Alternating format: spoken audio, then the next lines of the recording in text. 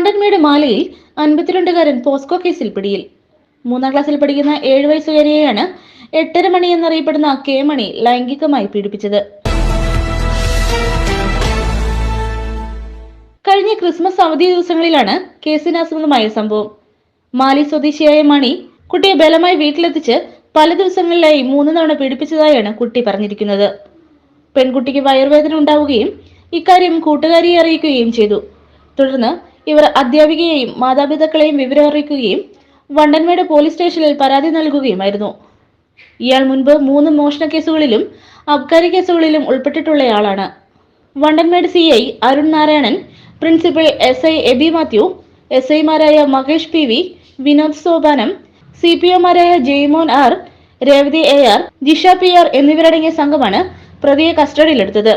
രാവിലെ കസ്റ്റഡിയിലെടുത്ത മണിയെ മെഡിക്കൽ പരിശോധനയ്ക്ക് ശേഷം നെടുങ്കണ്ടം കോടതിയിൽ ഹാജരാക്കി. News bureau, Vandanmedu.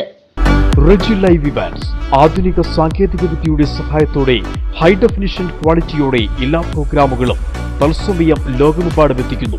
കൂടുതൽ വിവരങ്ങൾക്കായി താഴെ കാണുന്ന നമ്പറിൽ ബന്ധപ്പെടുക.